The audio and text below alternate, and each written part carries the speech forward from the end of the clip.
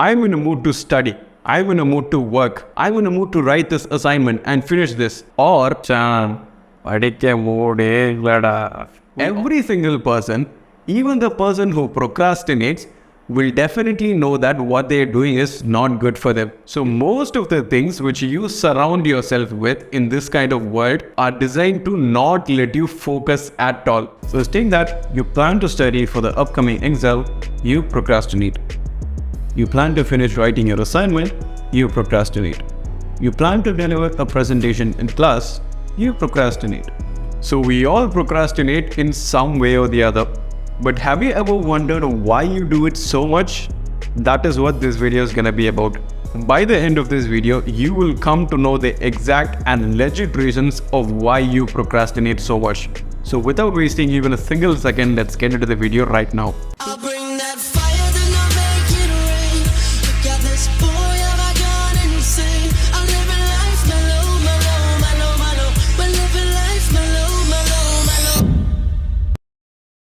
So you already know what procrastination is.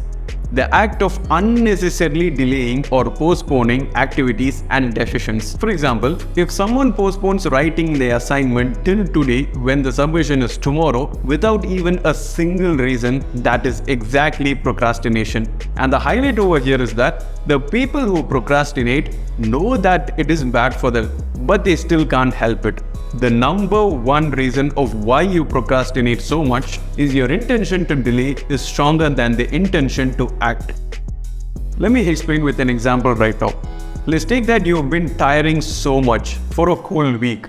Monday, Tuesday, Wednesday and Thursday. The summer is too extreme right now. Even I have a hard time going to college. Suddenly on Thursday evening, you receive a circular from your college stating that Friday is a holiday, which is the next day, for any kind of purpose. What will you do? Number one, you'll definitely go crazy. And number two, you'll put off or cancel all the work you had for Thursday evening and stating the reason that you'll do it some other time, which is in the weekend. So this is all about instant gratification. So when you are faced with the reward, your brain will automatically switch itself to enjoy that reward at that moment. So what is the solution over here? Number one, try not to lose your mind when you are faced with a reward. And number two, stick on to your work and postpone the enjoyment part. Because just as in the example I gave you, if you finish your work on Thursday itself, you'll have 3 days of enjoyment. How about that? Number two, prioritization of short-term mood. I'm in a mood to study. I'm in a mood to work. I'm in a mood to write this assignment and finish this. Or, we all come up with these kind of sentences every single day. So we tend to rely on our mood and emotions to work. For example, let's take that you plan to write your assignment, which is due 2 days from now. You're all set to start writing. But unfortunately, you have a nasty fight with one of your family members or your best friend. Let's take that your mood is completely spoiled. Will you still want to write that assignment? 99.99999%? You won't. And a small piece of solution over here is that just keep in mind that your emotions and mood may change even for every single minute. But your work won't acknowledge you. You can't go to your work and say, "Acknowledge me." Your work won't accept all your reasons. Do you think your assignment deadline is going to postpone itself to 1 week or 2 weeks just because you had a fight with your friend or that your mood is spoiled? No, right? Number three, you are filled with distractions. So most of the things which you surround yourself with in this kind of world are designed to not let you focus at all. Starting with your phone, your TV, your laptop, especially social media or even your best friend or even video games and whatnot. Everything messes up with our focus levels. You plan to study for some time, you see your phone, you start scrolling. You sit for some other work, you see your friend calling, khatam ho gaya. And so many situations like the same. Solution, if you're planning to work on something, try not to get tempted by those distractions and you'll be fine. Number 4, you are disconnected to the future self. Every single person, even the person who procrastinates, will definitely know that what they're doing is not good for them.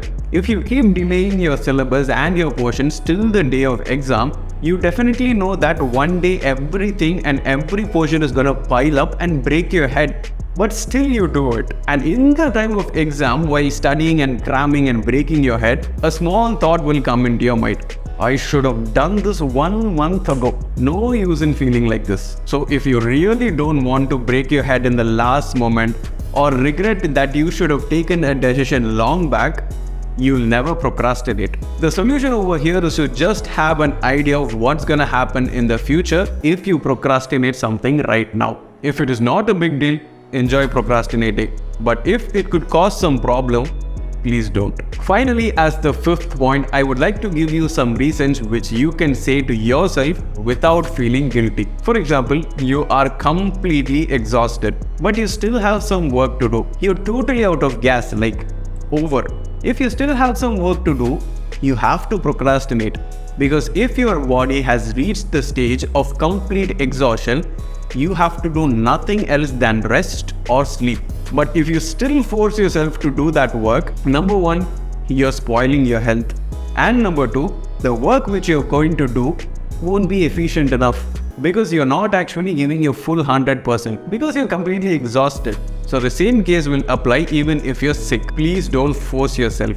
And on the other side, if you have an important family function coming up or an event or an occasion where your presence is absolutely mandatory, you have to procrastinate. So this is all about priorities. You have to know what to prioritize and at what time.